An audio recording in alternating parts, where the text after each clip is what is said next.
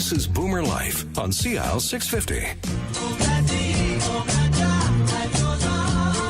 Great song. He puts the best. All right.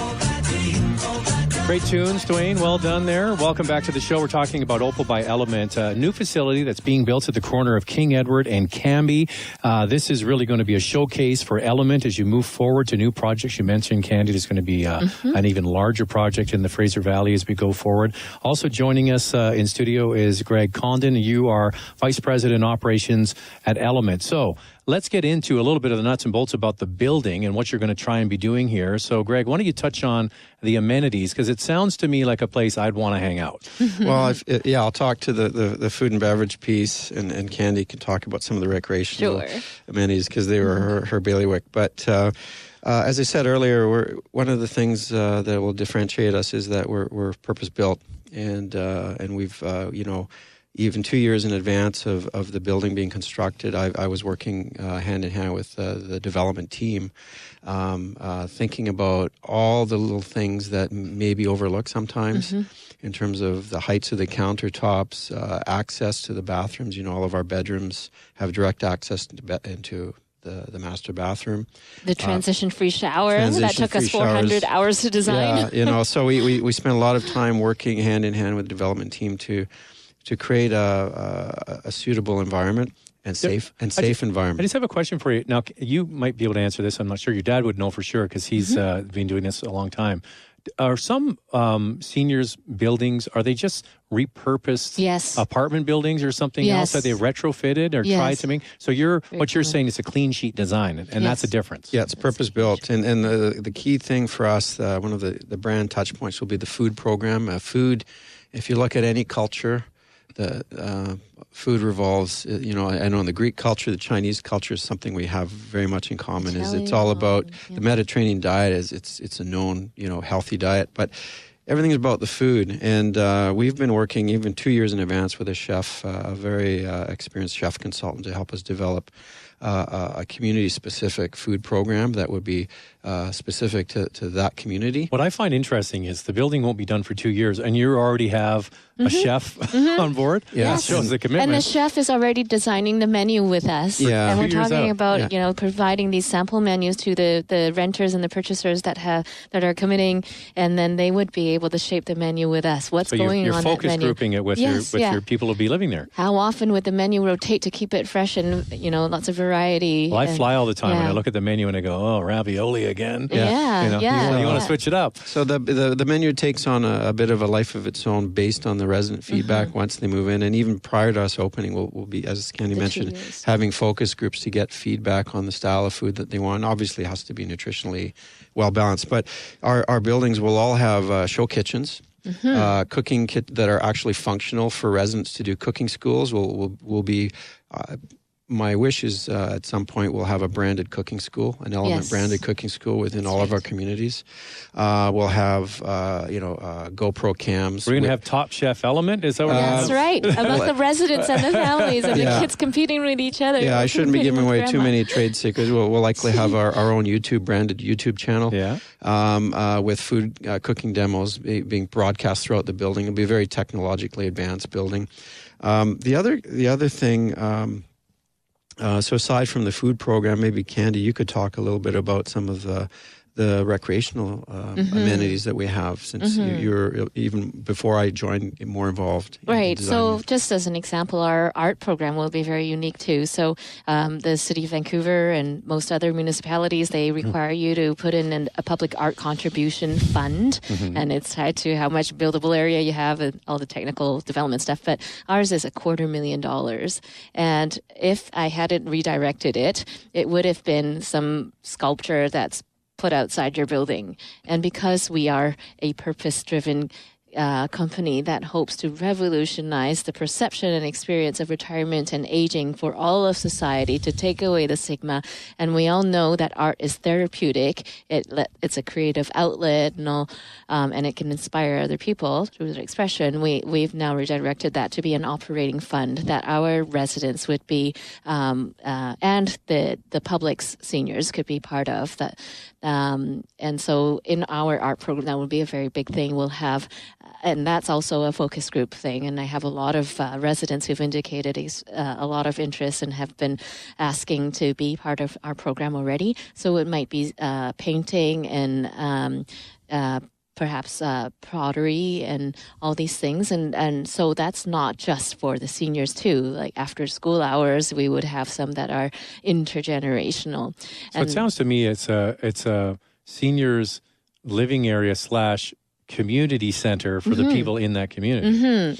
We anticipate, Zach, to have upwards 500 to 700 guest meals a month, maybe more. That's just at least, and we've made provisions for that for people coming to visit their friends in the community. And actually, I've already had all the purchasers so far are like, so what happens if all of the tables are full? Because we have 12-person families. Like, well, how do we book in advance this private room?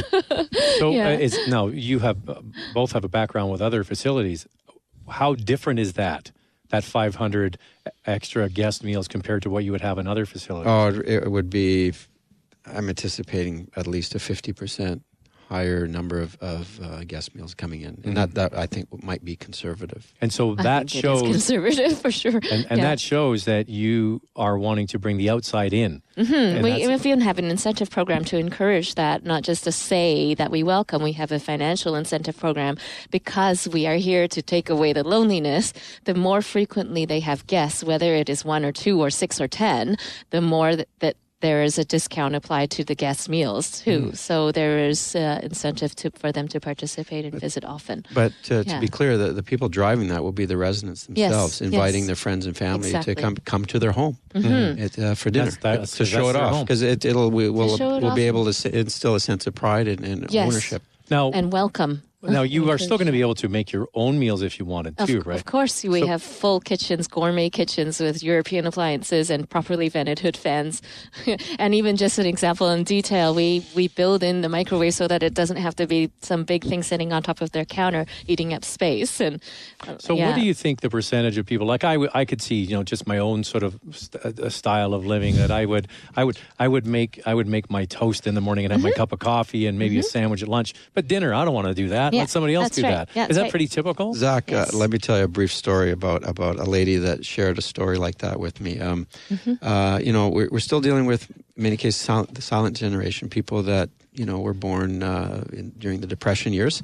And I remember I get to know my residents very intimately, and speaking to a woman that cooked for 45, 50 years, every day of her life, married. Right. And I went, they invited me up to the suite to have coffee one day, and I said, what happened to your stove? She had her husband make plywood tops to cover the stove element, because she never wanted to cook again. After they moved all their pots and pans and actually threw them all out. Right. Because after eating in the dining room so many times, she just realized, why would I cook? Yeah. But there are, to answer your question, maybe 10 to 20% might choose to cook their own occasionally, occasionally cook their own breakfast. Oh, it's that low? It's that low? Yeah. Really? Yeah. Wow. Well, but the other part, that's why we have that cooking program and a cooking school. The ones who love to cook, they can cook and invite their family or friends into their own suite. But when we have a large showcase kitchen, they've got so many more toys to play with, so many more ingredients to play with, and they can share their passion with other residents and friends and younger children. And in a little home, there's lots of stuff that make you like, oh, that's too much trouble, that's too much cleanup. Whereas here, you wouldn't hesitate so much to do. So is this separate from the regular kitchen? This is just, the show kitchen is just for them, for the residents to use, right? So we have a production full-blown kitchen that is heavy-duty stuff in the back, and it's large. And then the showcase kitchen would be right next to our communal dining area. With the social table. Yeah, the communal dining table faces the open kitchen. So the ones who really have a passion for cooking and like the dynamic action of the kitchen can feel that energy too. And so when you do love cooking, like I do, it would be so much fun. You look forward to that. We really see that becoming a very popular program. And it's not just about the eating. Like when we say food is such an important aspect of many cultures, especially, the Mediterranean cultures, East Indian cultures, Asian cultures. But I think other than the food itself having to be delicious, it's also about the social experience. It brings people together. Well, it's like our family. We sit down every night at the dining room table, our whole family, and we talk to other families, and they say, that's so rare. That doesn't happen anymore. Everybody's running off. I mean, as much as you can. Sometimes you have soccer or football practice or whatever, but that time to sit down and actually just sit and talk with your phones away. And then other things in the programming, we have a relationship with the Vancouver Symphony Orchestra, Vancouver Academy of Music. But what about the Candy Ho playing on the ivories in the main foyer that's there? True. Are you going to play the grand piano there? Absolutely. That's why it's got to be a Steinway. But talking about sense of purpose and feeling like they're still contributing, or learning that life when you get older doesn't mean you stop and just sit there and wait for days to go by. Part of it is still feeling like they're useful and contributing. So we have that intergenerational space where we'll have childhood educators bringing together the elders to share their life stories and wisdom, and then to teach them skills like knitting and sewing.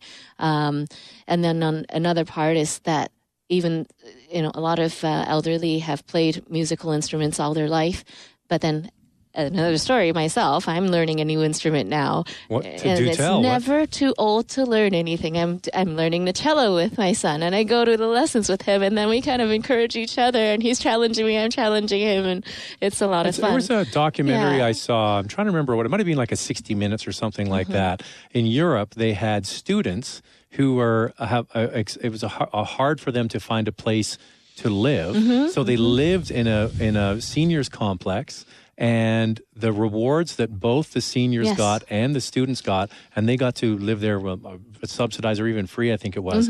And the way that the seniors came to life with these young people, and then the attachment that the young people had with the people who were residents. It was quite amazing to watch. That's right. And you think about, continued learning. It seems daunting. Some people keep saying, oh, I'm too old to learn a language. I'm too old to do this and that. You're never too old to do anything.